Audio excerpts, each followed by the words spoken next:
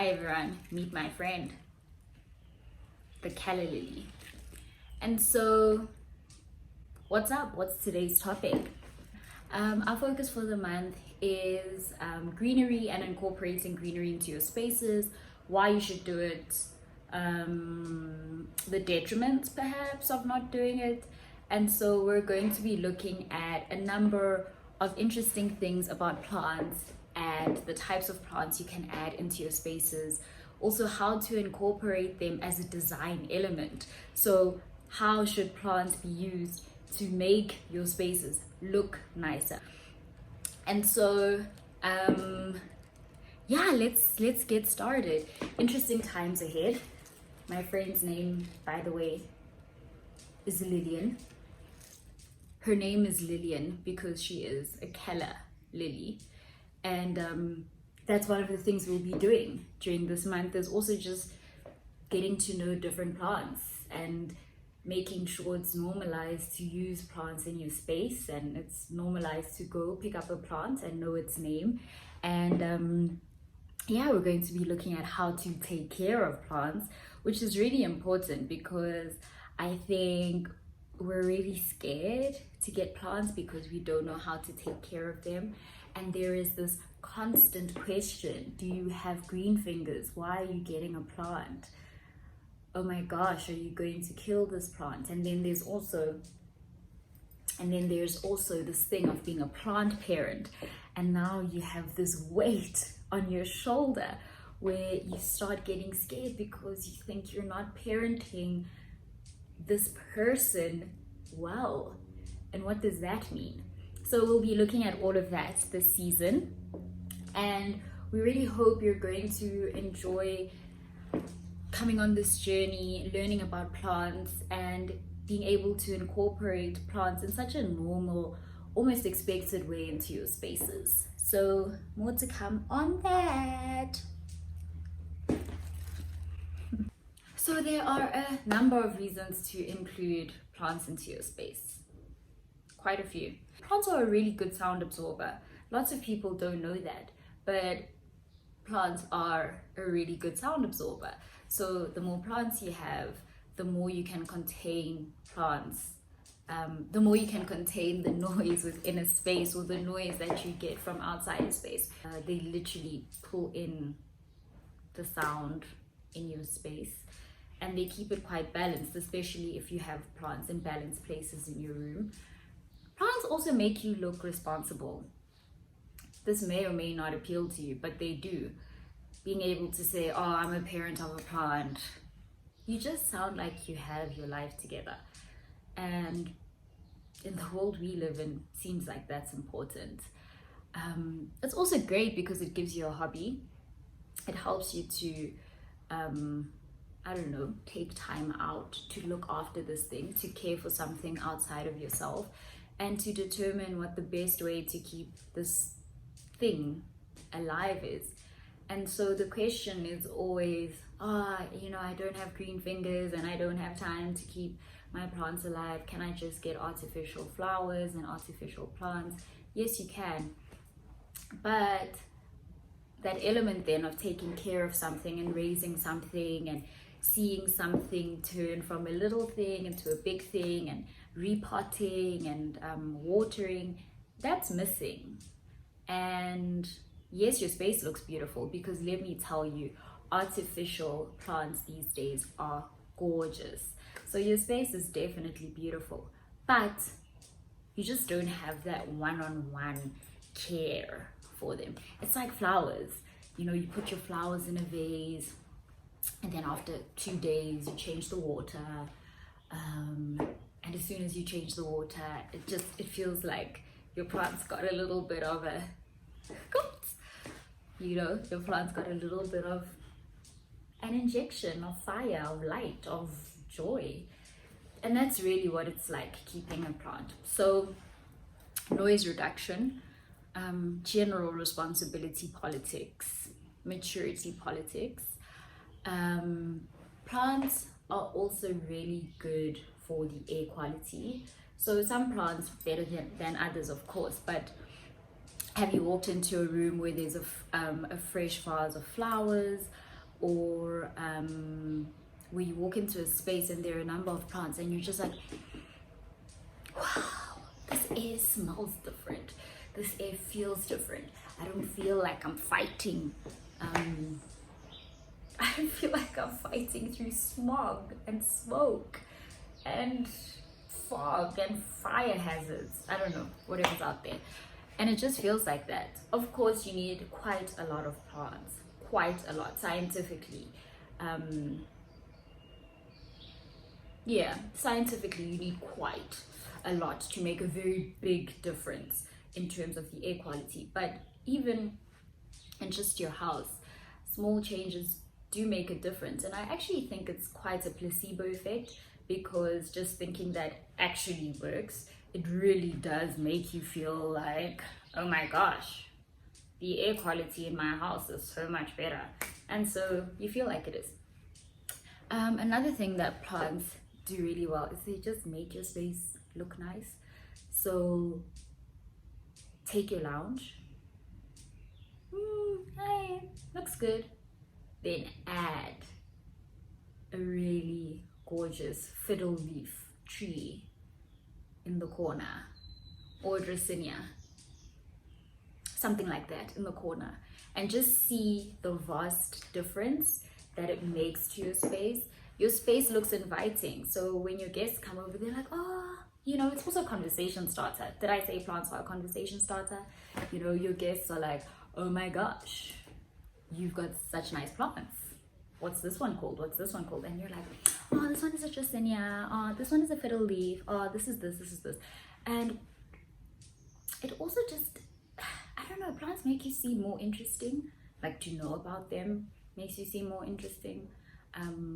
Maybe it's because I like plants, but anyone who knows a little bit about plants just seems that much more interesting to me. What else do plants do? Oh my gosh. So we've discussed smell, we've discussed sound quality, maturity politics, we've discussed the beauty element of plants, the air quality. There are actually a number of things plants do. If I can think of more, I'll definitely add them to this video so that you know and you're aware. Plants are important.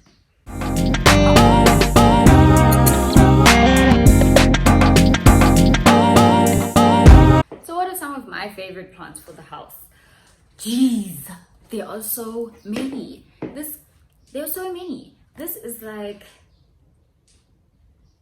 how many zeros in a trillion? Okay, that's a bad one because you'll just flip and count them. How many zeros? How many nines in infinity? I don't know, something silly like that. Just think of those types of puzzles. But there are so many plants that are really great indoor plants. But because we're based in South Africa, particularly Gauteng, we're going to look at plants that really work for here and really work for the South African sun and South African households in general, like where we are in the world. But in general, you know, indoor plants are indoor plants, but it's really different in an Antarctica that it is here. But I'm just going to share with you some of my favorites and, you know, ways to look after them, to grow them. I mean, I have tons of favorites, but these are what I have on hand at the moment. And so these are great for your house, which means they're also great for perhaps an office, like on your desk. It just depends, right? You wouldn't want a really tall fiddle on your desk. You'd want a really small. So I love a fern. I love a fern. My ferns. Oopsie, this little leaf is going through it. This is a really good plant to have in your household. It's actually not difficult to take care of. It's very pretty. When I got it, the leaves were certainly not this long. Ignore this one, it's going through. This one has been in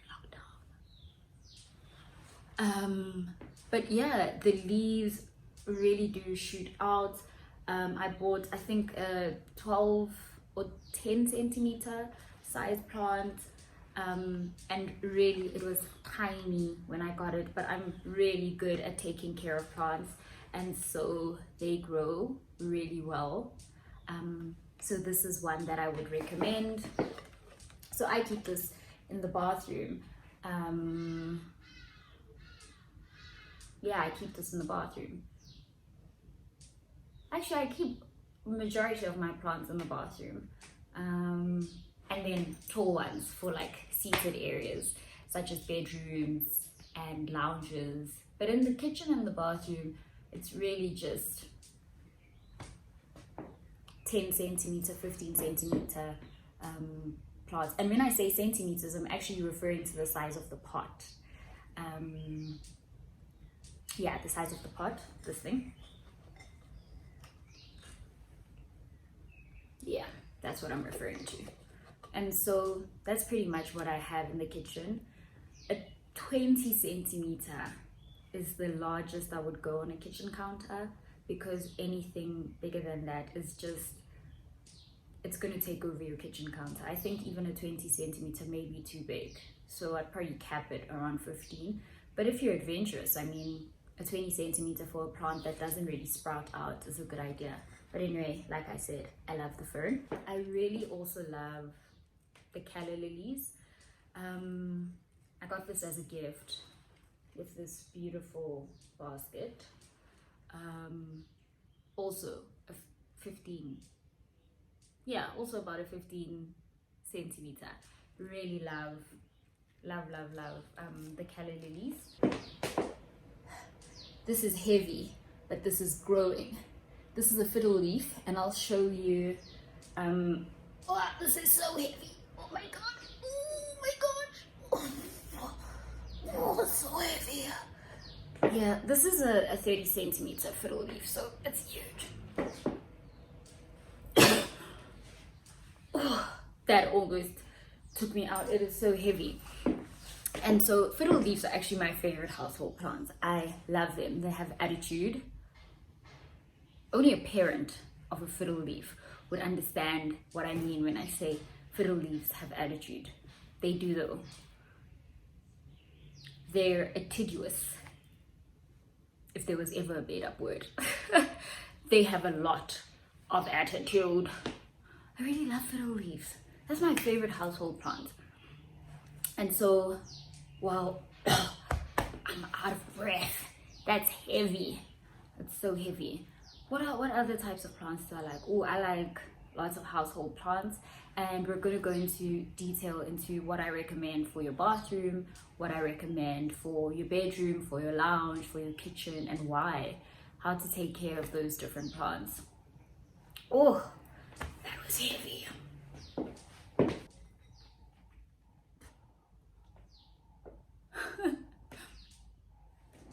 Guess what else I love? A snake plant. My snake plant has grown so much. Like I said, I've mastered how to take care of these plants. But I also think I just choose really good household plants. I think it's the luck of the draw. And then in getting that right, then I just like found something that worked to take care of them. But wow, these plants are heavy. Anyways, this is a snake plant. Do you see that? It's snakes.